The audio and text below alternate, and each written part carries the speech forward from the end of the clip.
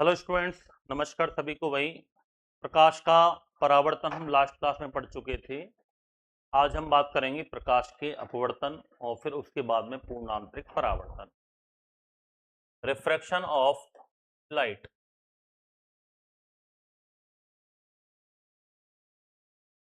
क्या होता है प्रकाश का अपवर्तन? अपवर्तन का मतलब होता है प्रकाश की किरणों का एक माध्यम से दूसरे माध्यम में जाना। जैसे ये हमारा सरफेस है, इसके नॉर्मल होता है लंबवत। ये तो है माना कि विरल माध्यम के रूप में आपने लिया, माना कि एयर। ये है दोस्तों सघन माध्यम। सघन माध्यम के रूप में लिया आपने जल। चाहे प्रकाश की किरण सघन माध्यम से विरल में जाए, चाहे विरल से सघन में जाए, रेयर टू डेंसर जाए, चाहे डेंसर टू रेयर मीडियम में जाए, प्रकाश का अपवर्तन होगा। तो जैसे ये प्रकाश की किरण है,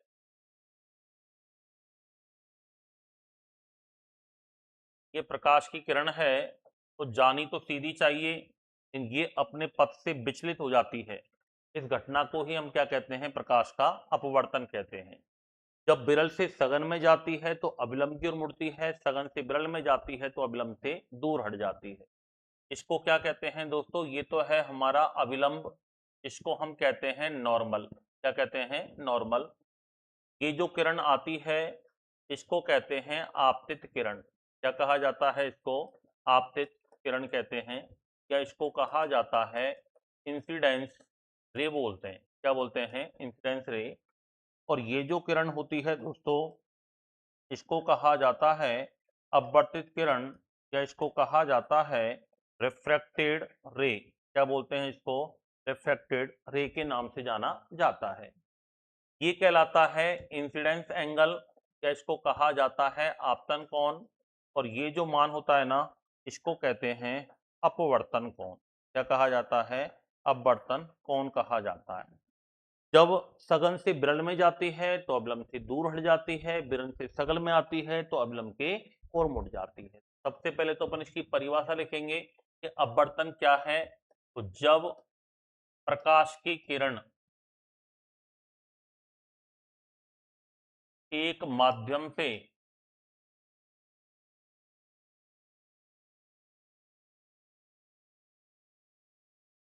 दूसरे माध्यम में प्रवेश करती है, तो यह अपने पथ से क्या हो जाती है? विचलित हो जाती है। अपने पथ से क्या हो जाती है? विचलित हो जाती है। ये घटना क्या कहलाती है? ये जो घटना है, इसी को अपन कहते हैं दोस्तों प्रकाश का अपवर्तन। क्या कहते हैं इसको? प्रकाश का अपवर्तन कहा जाता है, या इसी को कहते हैं अपन बेटा रिफ्रैक्शन ऑफ लाइट। क्या बोलते हैं? रिफ्रैक्शन ऑफ लाइट के नाम से जानते हैं। ध्यान रखना, जब प्रकाश की किरण विरल से सघन में जाती है, यानी हम ये कह सकते हैं rare medium to denser medium में जाती है, rare medium to denser medium के अंदर जाती है, तो विरल से सघन में जाने पर अभिलंब की ओर मुड़ेगी, टुवार्ड्स नॉर्मल। अभिलंब की ओर मुड़ जाती है, नॉर्मल की ओर मुड़ जाती है, अभिलंब की ओर मुड़ जाती है। और ध्यान रखना, जब विरल से सघन का मतलब तो हुआ air to water. Air to water, यहाँ वाटर डेंसर मीडियम है, एयर कैसा है? रेयर मीडियम है। और यदि अपन उसको उल्टा लिखें कि सघन माध्यम से विरल माध्यम में जाती है, सघन माध्यम से विरल माध्यम में जाती है, सघन माध्यम से विरल माध्यम में जाती है, यानी dense medium to rare medium के अंदर जाती है, तो ये अभिलंब से दूर हट जाती है। क्या होगा दोस्तों? अभिलंब से दूर हट जाती है।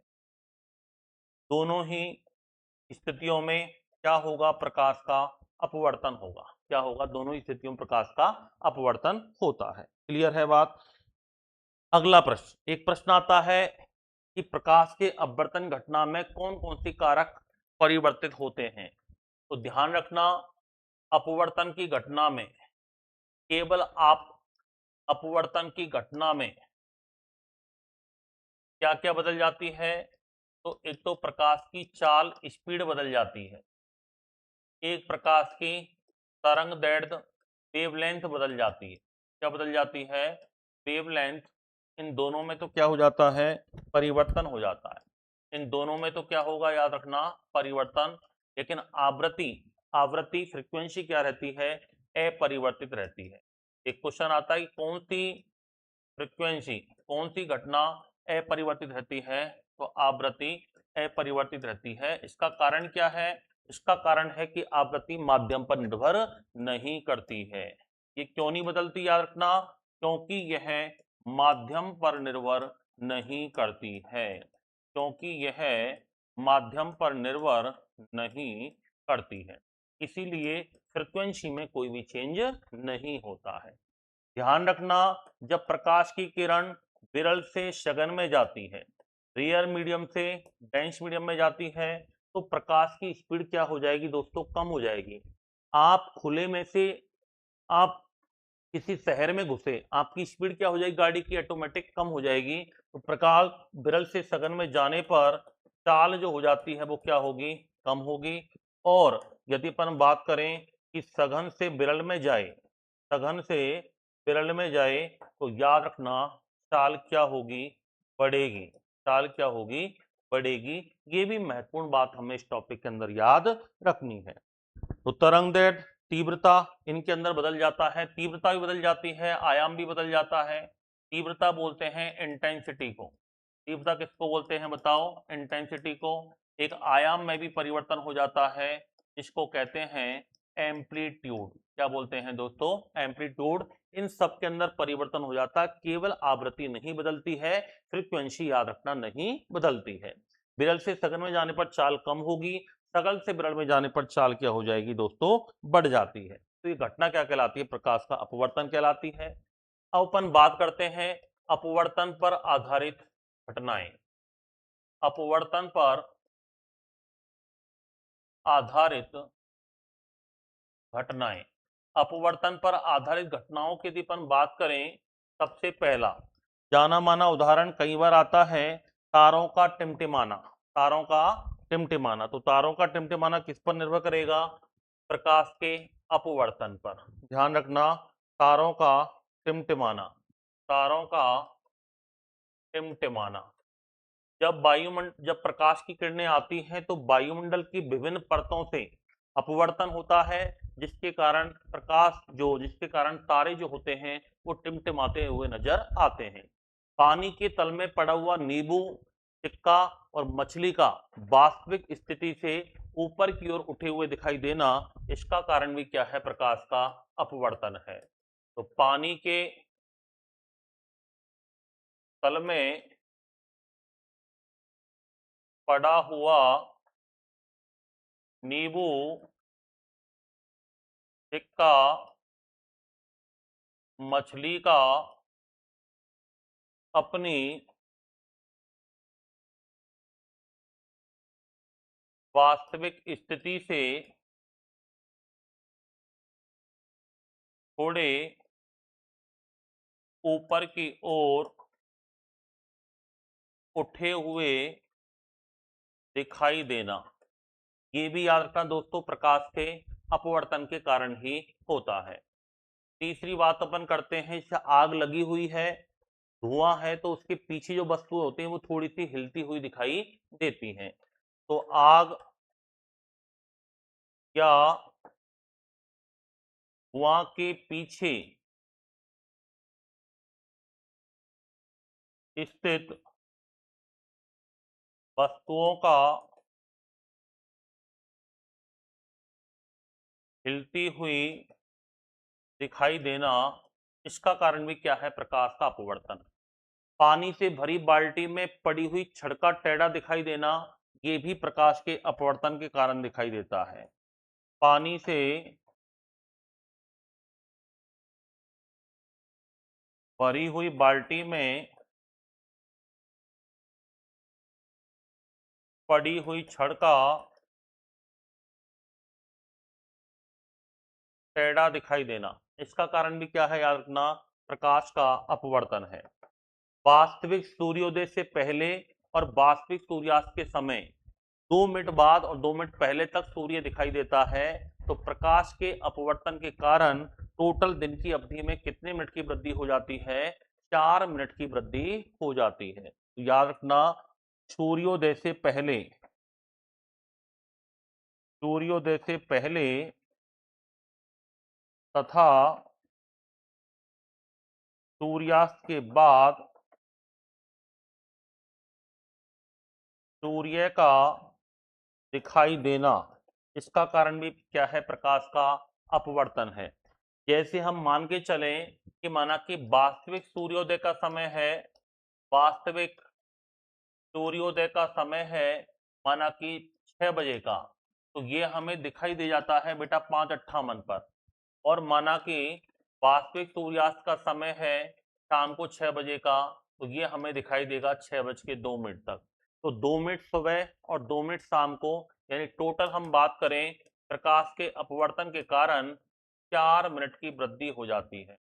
प्रकाश के अपवर्तन के कारण टोटल कितने मिनट की वृद्धि हो जाती है, तो 4 मिनट की वृद्धि हो जाती है। कितने मिनट की वृद्धि हो जाती है, 4 मिनट की वृद्धि हो जाती है। क्लियर है बात, 4 मिनट की टोटल हमारी क्या हो जाती है, वृद्धि हो जाती है। तो ये सारे उदाहरण अपन को याद रखने हैं। अब बात करते हैं अपन अपवर्तन के नियम। अपवर्तन के नियम, इस टॉपिक, ये काफी बड़ा टॉपिक है, इसमें आगामी सारे पार्ट अपन पढ़ेंगे। इसमें लेंस, दर्पण वगैरह, उनके क्वेश्चन वगैरह भी आगे अपन करेंगे, न्यूमेरिकल्स भी करेंगे, लेंस क्षमता वगैरह क्या होती है, विभिन्न स्थितियों में इमेज कैसी बनती है, सारी बातें इस टॉपिक के अंदर हम करने वाले हैं। अगर अपन बात करें लॉ ऑफ रिफ्रैक्शन, तो देखो प्रकाश के अपवर्तन के नियम क्या हैं। अगर अपन बात करें, जैसे ये तो है आपतन कोण, इसको बोल सकते हैं अपन साइन आई। ये है अपवर्तन कोण, इसको बोलते हैं साइन आर। तो दोनों का जो अनुपात है, दोनों का जो रेशो है, वो एक नियतांक के बराबर होता है, जिसको बोलते हैं पदार्थ का अपवर्तनांक, या म्यू से डिनोट करते हैं। एक नियम तो ये होता है, और एक नियम क्या है, आपतित किरण इंसिडेंस रे, अभिलंब नॉर्मल, और अपवर्तित की सॉरी अपन बात करें अपवर्तित किरण रिफ्रैक्टेड रे, ये तीनों एक ही तल बिंदु में स्थित होते हैं। इसको कहते हैं दोस्तों अपवर्तन का दूसरा नियम। क्या कहा जाता है इसको, अपवर्तन का ये पहला नियम है, और वो दूसरा नियम है जिसको स्नेल का नियम कहा जाता है। तो बताइए पहला नियम क्या होगा,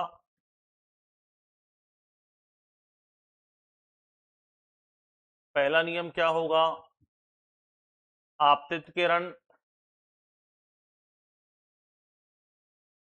इंसिडेंस रे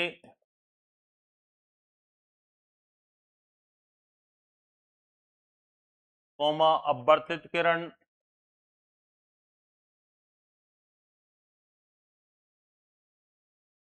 रिफ्रैक्टेड रे तथा नॉर्मल अभिलंब तथा अभिलंब नॉर्मल, तीनों एक ही तल में उपस्थित होते हैं, तीनों एक ही तल में उपस्थित होते हैं। और दूसरा नियम क्या है, आपतन कोण की ज्या बटे अपवर्तन कोण की ज्या का अनुपात एक कांस्टेंट के बराबर होता है, जिसको म्यू से दर्शाते हैं। किसे दर्शाते हैं, म्यू से। या हम इसको हिंदी में लिखें तो क्या लिखेंगे बताइए, आपतन कोण की ज्या बटा अपवर्तन कोण की ज्या। आपतन कोण की ज्या बटा अपवर्तन कोण की ज्या का अनुपात एक नियतांक के बराबर होता है, इसको कहा जाता है म्यू। क्या बोलते हैं, म्यू। म्यू यहाँ पर क्या है दोस्तों, म्यू यहाँ पर पदार्थ का अपवर्तनांक कहलाता है। ये क्वेश्चन आया हुआ है एक बार प्रश्न एग्जाम में, पदार्थ का अपवर्तनांक कहते हैं इसको, रिफ्रैक्स इंडेक्स कहा जाता है। क्या कहा जाता है, रिफ्रैक्स इंडेक्स ऑफ मैटर। पदार्थ का क्या कहते हैं, अपवर्तनांक कहते हैं, जो कि किस पर निर्भर करता है, तो ध्यान रखना, पदार्थ की प्रकृति पर निर्भर करता है। ये depends upon nature of substances, depends on nature of substances, किस पर निर्भर करता है? पदार्थ की प्रकृति पर निर्भर करता है। अलग अलग माध्यमों के लिए अपवर्तनांक का मान क्या होता है? अलग अलग होता है। इसको स्नेल का नियम भी कहते हैं। क्या कहते हैं बताइए? इसको स्नेल का नियम भी कहा जाता है। अब हम कुछ माध्यमों के लिए अपवर्तनांक का मान लिखेंगे, तो हेडिंग लगाएंगे कुछ माध्यमों के लिए अपवर्तनांक का मान। कुछ माध्यमों के लिए अपवर्तनांक का मान। Refractive index value for different medium, value of refractive index for different medium. याद रखना, अपवर्तनांक एक मात्रक विहीन राशि है। अपवर्तनांक याद रखना कैसी राशि है? ये मात्रकहीन तथा विमाहीन राशि है। इसकी कोई यूनिट नहीं होती है, कोई भी इसकी वेक्टर या इसकी डायमेंशन नहीं होती है। तो इसको क्या कहते हैं? यूनिटलेस क्वांटिटी कहा जाता है, या डायमेंशनलेस क्वांटिटी के नाम से जानते हैं। अलग अलग माध्यमों के लिए अपवर्तनांक अलग अलग है। एक तरफ आप माध्यम का नाम लिखेंगे बेटा, मीडियम बोलते हैं। एक तरफ उसका अपवर्तनांक की वैल्यू लिखेंगे, यानी रिफ्रैक्ट इंडेक्स क्या होगा? रिफ्रैक्ट इंडेक्स क्या होगा? यहां से क्वेश्चन पूछा जा सकता है। जैसे सबसे पहले वायु के लिए, एयर के लिए आपको याद रखना है, एयर के लिए रिफ्रैक्ट इंडेक्स कितना होता है? 1.0003। कितना होता है? 1.0003 होता है। फिर एक बर्फ के लिए आपको याद रखना है, आइस, बर्फ के लिए कितना होता है? ये 1.31 होता है। जल के लिए कितना होगा? अगर अपन जल की बात करें, वाटर की बात करें, तो जल के लिए कितना होगा? ये 1.33 होगा। कितना होगा? 1.33। एल्कोहल की अपन बात करें, एल्कोहल के लिए कितना होगा? तो एल्कोहल के लिए होगा दोस्तों 1.36। कितना हो जाएगा? एल्कोहल के लिए 1.36 हो जाएगा। केरोसिन की यदि अपन बात करें, ये सभी एनसीईआरटी में दे रखे हैं, याद रखना, तो इंपोर्टेंट है। एनसीईआरटी में दे रखा है ना, केरोसिन का भी याद रखना है। 1.44 होगा। कितना होगा बताइए? 1.44। क्वार्ट्ज की बात करें अपन, तो क्वार्ट्ज के लिए कितना हो जाएगा? 1.40। क्वार्ट्ज के लिए याद रखना कितना हो जाएगा? 1.46 हो जाएगा। कितना हो जाएगा? 1.46 हो जाएगा। क्वार्ट्ज के बाद अपन बात करते हैं तारपीन का तेल। क्वार्ट्ज के बाद अपन बात करते हैं तारपीन का तेल। और तारपीन के तेल के लिए वैल्यू जो दे रखी है हमारे, याद रखना, ये कितनी होगी? 1.47। मिलान करवा सकता है, एक तरफ 4 माध्यम दे देगा, एक तरफ अपवर्तनांक दे देगा। आजकल प्रश्न पूछने का लेवल बदल गया। अपवर्तनांक के अनुसार माध्यम का बढ़ता हुआ क्रम कौन सा है, घटता हुआ क्रम कौन सा है, इस प्रकार का क्वेश्चन भी एग्जाम में पूछा जा सकता है। तो तारपीन का तेल। फिर बेंजीन के लिए याद रखना, बेंजीन के लिए होता है 1.50। मैं आपको सारे लिखवा रहा हूं, इतने आपको किसी भी एक किताब में लिखे नहीं मिलेंगे। बेंजीन के लिए कितना है बताओ? 1.50। फिर क्राउन कांच आता है, कांच का एक प्रकार है क्राउन कांच, और क्राउन कांच के लिए कितना हो जाएगा? ये 1.52 हो जाएगा। एक कनाडा बाल्सम आता है। कनाडा बाल्सम क्या होता है? पारदर्शी सीमेंट है ये। कनाडा बाल्सम, या हम कह सकते हैं पारदर्शी सीमेंट होगा। क्या होगा? पारदर्शी सीमेंट। और कनाडा बाल्सम या पारदर्शी सीमेंट के लिए अपन बात करें, तो ये होता है बेटा 1.53। इनका कोई मात्रक नहीं होता है, ये मात्रकहीन राशि है। और खनिज नमक के लिए अपन बात करें तो 1.54 आता है। ध्यान रखना, खनिज नमक के लिए कितना आता है? 1.54 आएगा। एक आपको कार्बन डाइसल्फाइड में याद रखना है, ये भी क्वेश्चन आ जाता है कई बार। कार्बन डाइसल्फाइड, इसका फॉर्मूला होता है CH2। और कार्बन डाइसल्फाइड के लिए कितना होगा? ये 1.63 हो जाएगा। और एक सघन फ्लिंट कांच का भी याद लेना है अपन को। सघन फ्लिंट कांच के लिए भी अपन को याद रखना है, और सघन फ्लिंट कांच के लिए कितना हो जाएगा? ये 1.65 हो जाएगा दोस्तों। क्या हो जाएगा? 1.65। एक नीलम एक रत्न आता है, नीलम के लिए वैल्यू कितनी होगी? तो नीलम के लिए वैल्यू होगी 1.77। कितनी हो जाएगी? 1.77। और एक हीरा के लिए याद रखना इंपोर्टेंट, हीरा के लिए बताओ कितना होगा? 2.42। ये मैक्सिमम होता है, इंपोर्टेंट है। हीरा के लिए कितना हो जाएगा? मैक्सिमम होगा 2.42 अपवर्तनांक की वैल्यू हो जाएगी। क्लियर है बात? तो अपवर्तनांक पदार्थ की प्रकृति पर निर्भर करता है। अलग अलग माध्यमों के लिए अपवर्तनांक की वैल्यू क्या होगी? अलग अलग होगी, अलग अलग होगी। अपवर्तनांक की अलग अलग वैल्यू होती है। आगे अपन बात करते हैं इसके अंदर, अपवर्तनांक पर ताप का क्या प्रभाव पड़ता है। क्वेश्चन आता है कि अपवर्तनांक पर ताप का क्या प्रभाव पड़ता है। इफेक्ट ऑफ टेम्परेचर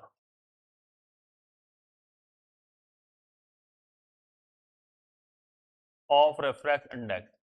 क्या ताप बढ़ेगा तो अपवर्तनांक कम होगा क्या? तो ध्यान रखना, यदि ताप का मान बढ़ता है, यदि टेम्परेचर का मान इंक्रीज होगा, तो ध्यान रखना अपवर्तनांक का मान क्या होगा? रिफ्रेक्स इंडेक्स का मान क्या होगा? डिक्रीज होगा। यदि ताप का मान बढ़ता है तो अपवर्तनांक का मान क्या होगा? कम होगा। याद रखना। क्यों ऐसा क्यों होता है? प्रश्न ये भी आ सकता है ऐसा क्यों होता है? क्योंकि ताप बढ़ने पर घनत्व कम होता है, क्योंकि ताप बढ़ने पर घनत्व कम होता है। ताप बढ़ने पर घनत्व, डेंसिटी क्या होगी? कम होगी। ताप बढ़ने पर घनत्व क्या होगा?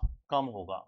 ताप बढ़ने पर याद रखना घनत्व क्या होगा? कम होगा। अब सिंपल सी बात है, डेंसिटी कम होगी तो क्या होगा? माध्यम विरल हो जाएगा, और माध्यम विरल होगा, माध्यम विरल होगा और विरल के लिए क्या होता है? अपवर्तनांक कम होता है। तो मीडियम कैसा हो जाएगा बताइए? रेयर हो जाएगा। तो माध्यम विरल होगा, माध्यम विरल होगा तो अपवर्तनांक कम होगा। हीरे का माध्यम सघन है, इसलिए अपवर्तनांक सबसे ज्यादा है। तो एक वेरी वेरी इंपॉर्टेंट क्वेश्चन, याद रखना, ऐसा क्वेश्चन भी एग्जाम में पूछा जा सकता है। अपवर्तनांक पर माध्यम का क्या प्रभाव पड़ता है? दूसरा याद रखना, अपवर्तनांक पर माध्यम का प्रभाव, अपवर्तनांक पर माध्यम का प्रभाव, अपवर्तनांक पर माध्यम का प्रभाव। Effect of medium, effect of medium on refractive index. अपवर्तनांक माध्यम पर क्या प्रभाव पड़ता है? माध्यम के समानुपाती होता है। जैसा माध्यम होगा अपवर्तनांक का मान उतना ही ज्यादा होता है। तो सघनता के समानुपाती होता है, उसकी जो डेंसिटी होती है ना उसके प्रोपोर्शनल होता है। तो अपवर्तनांक जो होता है ना, अपवर्तनांक जो होता है याद रखना, जिसको रिफ्रैक्स इंडेक्स कहते हैं, प्रोपोर्शनल टू माध्यम की सघनता, माध्यम की सघनता। तो denseness of medium, the density of medium, तो माध्यम की सघनता की क्या होगा ये बताइए? प्रोपोर्शनल होगा। जितना माध्यम सघन होगा अपवर्तनांक उतना ही क्या हो जाएगा? ज्यादा होगा। तो ये अपन को सारी बातें प्रकाश के अपवर्तन में याद रखनी है। क्लियर है यहां तक बातें? अगली घटना जो आती है हमारी, वो आती है प्रकाश का पूर्ण आंतरिक परावर्तन। प्रकाश का पूर्ण आंतरिक परावर्तन। हालांकि ये अपवर्तन की ही घटना है, इसमें अपवर्तन परावर्तन दोनों ही घटनाएं होती हैं। इसको कहते हैं total internal reflection of light. क्या कहते हैं इसको?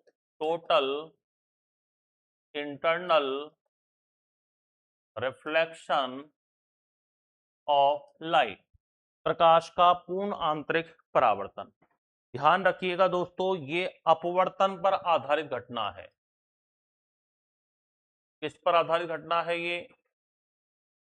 अपवर्तन पर आधारित घटना है ये। रिफ्रैक्शन पर आधारित होती है, पर आधारित होती है ये, रिफ्रैक्शन पर आधारित होती है। पहली बात, अपवर्तन पर आधारित घटना है। अब एक क्वेश्चन आता है कि पूर्ण आंतरिक परावर्तन के लिए याद रखना, टोटल इंटरनल रिफ्लेक्शन के लिए दो मुख्य शर्तें हैं। क्वेश्चन आ सकता है कि टीआईआर के लिए मुख्य शर्तें क्या हैं? क्या प्रकाश की किरण सघन माध्यम से विरल में जानी चाहिए या विरल से सघन में जानी चाहिए? तो पहली शर्त तो यह है कि प्रकाश की किरण हमेशा सघन माध्यम से विरल माध्यम में जानी चाहिए। प्रकाश की किरण हमेशा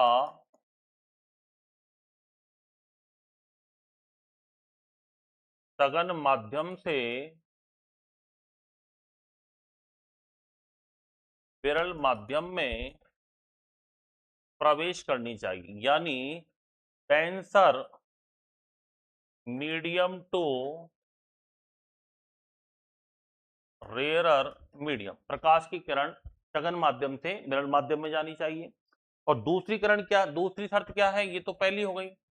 दूसरी शर्त आती है इंसिडेंस एंगल, आपतन कोण। आपतन कोण का मान क्रिटिकल एंगल क्रांतिक कोण से क्या होना चाहिए, ज्यादा होना चाहिए। आपतन कोण का मान हमेशा क्रांतिक कोण से क्या होना चाहिए, ज्यादा होना चाहिए। कोण आई लेस देन थीटा सी, क्रिटिकल एंगल से क्या होना चाहिए, हमेशा ज्यादा होना चाहिए। ये दो मेन शर्त हैं जब क्या होगा, प्रकाश का पूर्ण आंतरिक परावर्तन होता है। और ये अपवर्तन पर आधारित घटना है। अब देखो क्या होता है अपवर्तन में, मैंने आपको बताया था कि ये कोई माध्यम है, ये कोई हमारा अभिलंब है। माना कि ये तो है सघन माध्यम, और ये कौन सा माध्यम है दोस्तों, विरल माध्यम है।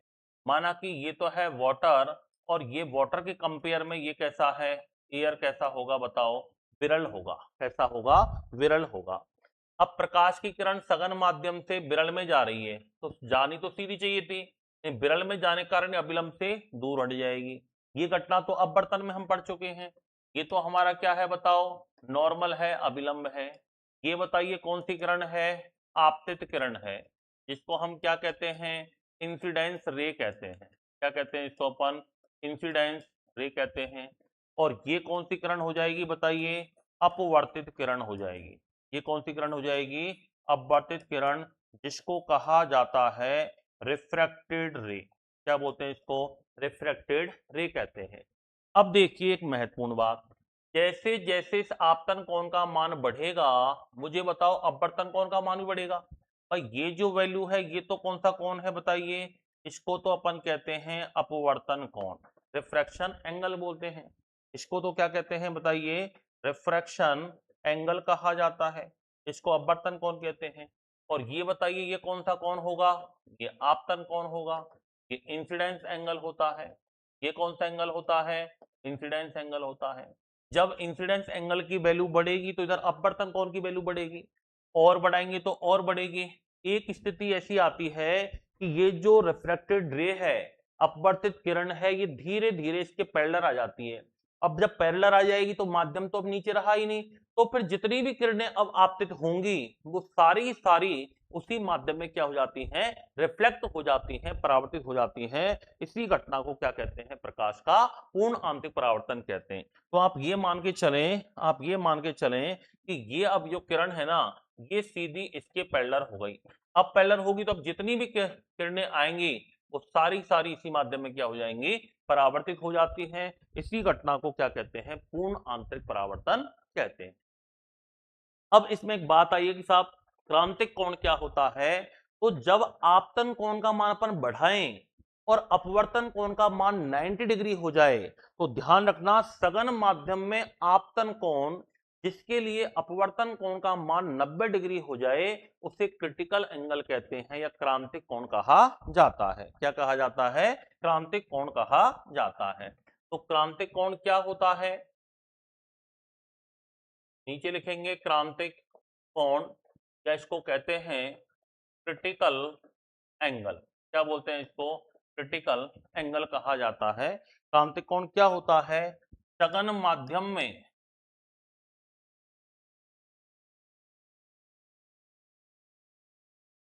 आपतन कोण के लिए जब अपवर्तन कोण का मान 90 डिग्री हो जाए तो उसे क्रांतिक कोण कहते हैं। क्या कहते हैं उसको, क्रांतिक कोण कहा जाता है, क्रिटिकल एंगल कहते हैं। सघन माध्यम में आपतन कोण जिसके लिए विरल माध्यम में, जिसके लिए जब विरल माध्यम में डेंस रेयर मीडियम में अपवर्तन कोण का मान 90 डिग्री हो जाए तो उसे क्या कहते हैं, क्रिटिकल एंगल कहा जाता है। यदि आपतन कोण का मान, यदि आपतन कोण, कोण आई, आपतन कोण का मान क्रांतिक कोण के मान के बराबर हो जाए, थीटा सी इसके बराबर हो जाए, तब क्या होगा, बराबर होगा तो याद रखना अपवर्तित किरणें दोनों माध्यमों के पृष्ठ की क्या हो जाती हैं, पैरेलल हो जाएंगी, क्योंकि यहां पर दोनों का मान बराबर है। एक का ज्यादा होगा एक का कम होगा तभी रिफ्लेक्शन होगा।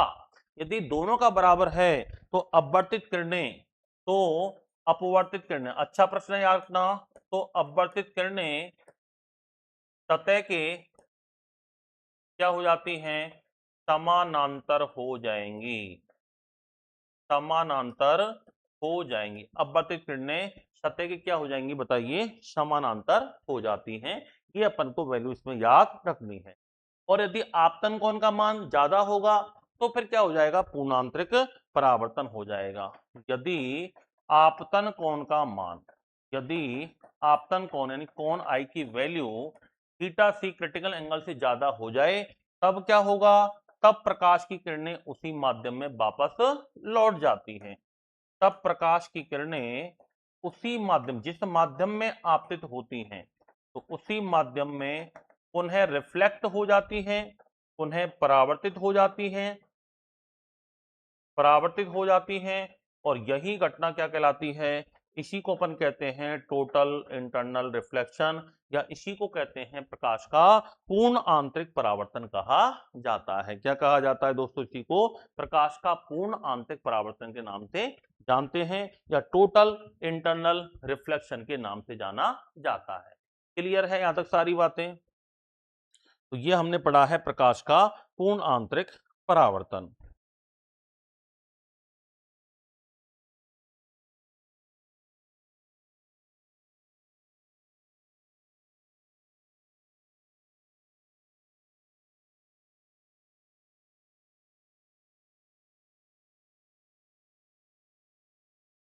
चलिए आज की क्लास में अपन इतना ही पढ़ेंगे। इसमें हमने अपवर्तन, पूर्णांतरिक परावर्तन पढ़ लिया है। हालांकि पूर्णांतरिक परावर्तन अभी समाप्त नहीं हुआ है। पूर्णांतरिक परावर्तन और अपवर्तनांक में संबंध, पूर्णांतरिक परावर्तन पर आधारित घटनाएं कौन कौन सी हैं, जैसे गर्मियों में सड़कों पर मृग मरीचिका का बनना, प्रकाशीय तंतु होता है ऑप्टिकल फाइबर जिसका यूज एंडोस्कोपी में किया जाता है शरीर के आंतरिक भागों की जांच के लिए, वो भी टोटल इंटरनल रिफ्लेक्शन पर काम करता है। पानी में अंशतः डूबी हुई प्रकृति का चमकना, हीरे का चमकना, ये सारी घटनाएं हैं जो कि किस पर काम करती हैं, टोटल इंटरनल रिफ्लेक्शन पर ही कार्य करती है। क्लियर है बात यहां तक? तो चलिए इसके आगे की चर्चा अपन नेक्स्ट पार्ट में करेंगे। धन्यवाद।